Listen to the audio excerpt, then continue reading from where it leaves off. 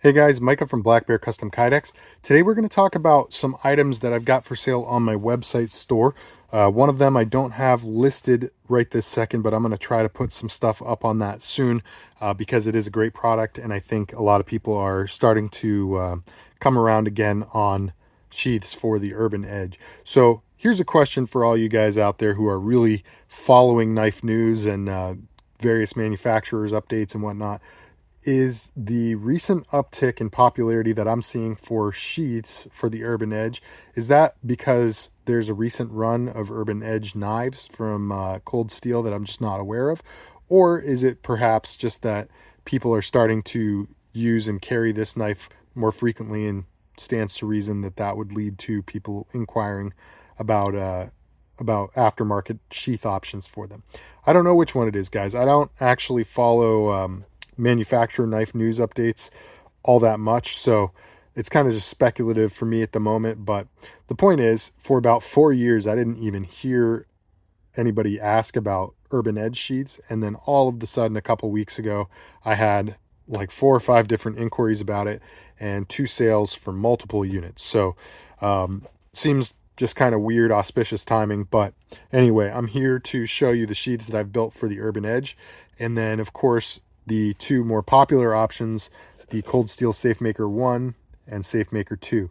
Now, the SafeMaker 2 is currently my best-selling sheath.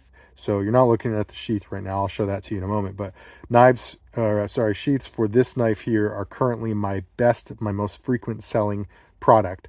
So what I've done in light of that is I have actually reduced my regular price. I know, it's crazy. When I get more sales, I tend to reduce the price because it incentivizes me to make more of them at once, which raises my hourly profit, because batching things together tends to produce a slightly higher profit. So anyway, I did lower my regular price on these, at least for the time being, so you can find them cheaper than you would have even just 2 weeks ago. Now, the other thing I'll tell you right now is that I am currently running a 25% off sale on the SafeMaker 2s. So right now we're in September of 2023, and I'm going to be running this sale until November 1st. So if you want to grab one of these at a highly discounted price, you're going to see them right now for the best price that you'll probably ever find them at. And for the record, as far as that price is concerned, I know that there are a few other guys out there producing sheaths for the SafeMaker 2, and I'm right around where most of them are producing those when you factor in the discount. In general, I don't try to price competitively with other makers, and the reason is because I'm not making the same product. Truly, yes, you can get a sheath that may be good, it may be quality, it may hold your knife effectively and all that, and if you aesthetically like it, hey, more power to you. I never am going to tell you guys don't buy this, buy that. I'll never say that to you. I don't want to detract from any other makers either. I want everybody to sell a million units of whatever their favorite product is to produce. But that said, when I look at what most of the competition is offering, in a one-to-one comparison with what I'm offering, I do believe my sheaths are superior. And one of the reasons why is because I do take the time to truly develop a product and a process for that product, so that I'm never going to compromise the quality of the individual units, but I'm able to produce a lot of them, and they look nice, they feel great, and they function really well. So let me go ahead and show you. This is what my SafeMaker 2 sheath looks like right now. It's a vacuum formed and sometimes vacuum die formed, and the difference is basically die forming is where you have a male and a female part that squishes the material together and forms the overall shape. Vacuum forming is when you put it over a vacuum mold and suction, you pull the air out of the material, which causes it to form around the mold. And then what I'm calling vacuum die forming is where I'll throw my material over the vacuum mold and then I'll put a die on top of it. Ultimately, you get pretty much the same thing, the same results from any of those three processes, but the vacuum die forming I'm finding is actually a quicker process because it cools off the material and causes it to harden in its final shape a little bit quicker. And so I'm kind of starting to favor that, but it's a little more expensive and extensive to design and manufacture those pieces. In any event, I know that was a little bit too much of a backstory ramble there, but let me go ahead and show you. These have a really beautiful friction fit. there is retention right behind the choils. So you feel a little bit of a click, but it's kind of a softer, you don't hear it as much.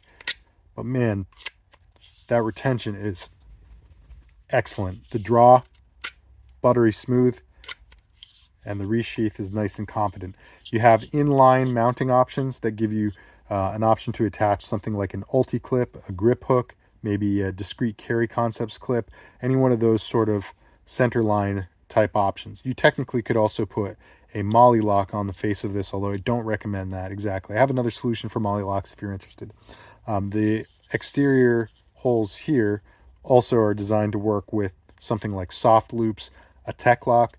So you have a lot of options there. You can also, of course, use a Match Point USA accessory mounting plate. And these are going to give you virtually 365 degrees of mounting options. I love this carry option, guys. The only downside with it is that you have to thread your belt through it rather than attaching it to your belt.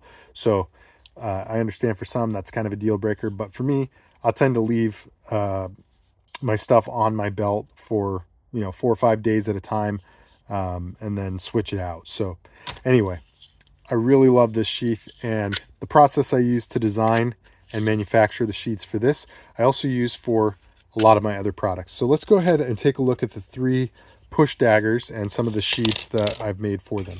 So here we have a bunch of them for the Urban Edge, and that's the small one off to the left that you're looking at. So these sheaths are represented in 3 different configurations. One we have on a tech lock, we have on an Ulti-Clip Slim 2.2,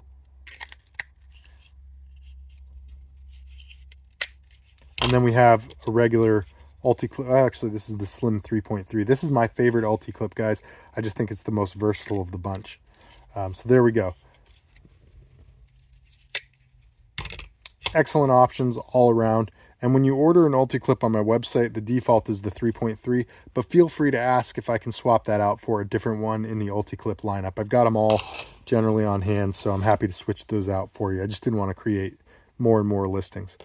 All right, so there you go. Over here we have SafeMaker 1 sheets.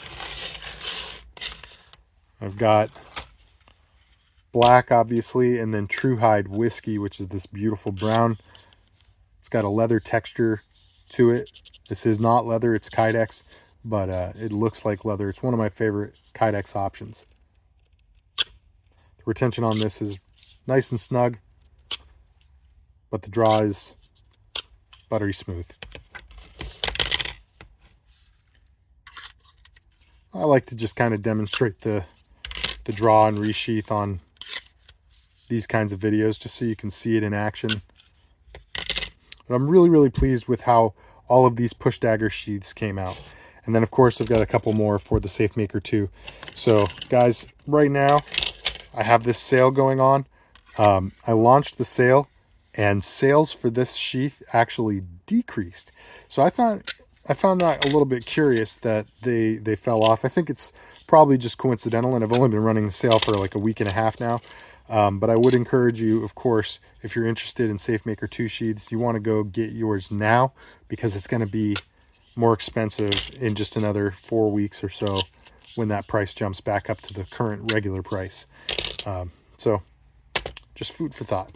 All right, now one other thing that is selling pretty well on the website right now are CRKT Provoke sheaths. So these are really fun sheaths for a really fun knife. And the whole idea, again, vacuum formed, very consistent from one to the next. But the idea with this sheath is that as you draw, it deploys that blade for you. So if you want to take a knife that's already just a joy to use, really fun, and you want to carry it around in style, going with one of these sheaths is going to be a great option. So it flicks that blade out for you, so it's just instantly ready to go at virtually the same speed as drawing a fixed blade. And that's really, to me, not only practical, not only fun, I should say, but very practical, very, I don't want to use the word tactical. I think it's a little bit eye-rolly, but it is really practical to have that blade out when you draw so that it's just ready to go. And of course, you have a variety of mounting options with any of my sheaths. So with this one, the 2 primary carry setups that I've designed it for are a tech lock and the accessory mounting plate from Match Point USA. So this one is going to Sean, and Sean ordered it with the AMP from Matchpoint. He also ordered a universal chest harness. So I'm going to show, this will be the last thing I show you. So guys, when you order a chest harness off my website, this is what you're going to get. You're going to get a bag that has all the components in it that are disassembled, and you're going to have to assemble it yourself.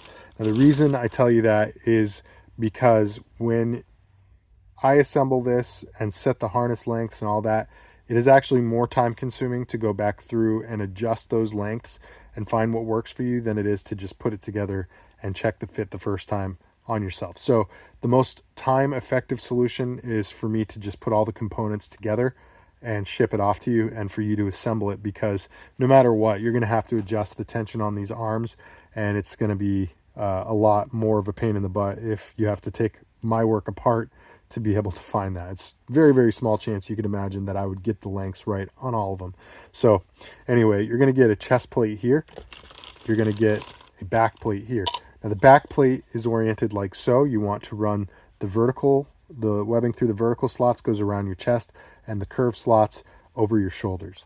And the whole point of this is to help wrangle the straps in your back in a very space efficient location or package rather, and just give you a really nice way to pinch the two sheaths or shells, sorry, plates, whatever, together. So you can get really good tight setup on your chest. Personally, I prefer having it snug so that nothing is rattling or sagging or anything like that.